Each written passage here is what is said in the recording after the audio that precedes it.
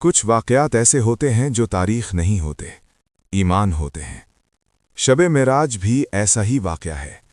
یہ اس بات کا سوال نہیں کہ ایک انسان ایک رات میں آسمانوں تک کیسے گیا، یہ اس یقین کا اعلان ہے کہ جب رب بلائے تو ناممکن ممکن ہو جاتا ہے۔ محمد صلی اللہ علیہ وسلم نے فرمایا کہ وہ اپنے رب سے ملاقات کے لیے گئے اور مومن کے لیے یہی کافی ہے۔ یہ کوئی عام رات نہ تھی، یہ وہ رات تھی جس میں زمین خاموش ہو گئی اور آسمان بول اٹھا۔ یہ وہ لمحہ تھا جب کائنات نے پہلی بار دیکھا کہ ایک بشر فرشتوں سے بھی آگے بڑھ رہا ہے۔ مگر اس سفر سے پہلے دل پر بوجھ تھا، غم اپنی انتہا پر تھا۔ یہ عام الحزن تھا، غم کا سال۔ حضرت خدیجہ رضی اللہ عنہا جو ایمان کی پہلی روشنی تھیں، اس دنیا سے جا چکی تھیں۔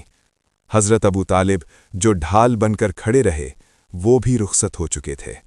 اور پھر طائف، جہاں پتھر جسم سے زیادہ دل پر لگے تھے۔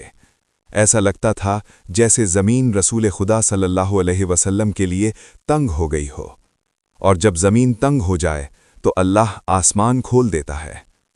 ایک رات خاموشی میں لپٹی ہوئی کعبہ کی فضا، اور اچانک جبرائیل امین علیہ السلام کی آمد۔ یہ کوئی تسلی نہیں تھی، یہ بلاوا تھا۔ دل کو زمزم سے دھویا گیا، نور سے بھرا گیا، تاکہ وہ دل اللہ کے دیدار کی تاب لا سکے۔ پھر براق پیش کیا گیا، رفتار نور، عظمت سے لرزتا ہوا۔ زمین پیچھے رہ گئی اور مسجد اقصی سامنے آ گئی۔ وہاں انبیاء منتظر تھے اور امامت خود فیصلہ ہو گئی۔ یہ اعلان تھا، نبوت مکمل ہو چکی ہے۔ پھر آسمان در آسمان، ہر دروازے پر اجازت، ہر مقام پر خیر مقدم۔ آدم، عیسیٰ، یوسف، ادریس، ہارون، موسیٰ اور ابراہیم سب گواہ بن گئے۔ پھر سدرۃ المنتہا، جہاں جبرائیل بھی رک گئے، اور ایک بشر اکیلا آگے بڑھ گیا۔ قرب ایسا جسے لفظ نہیں سمیٹ سکتے۔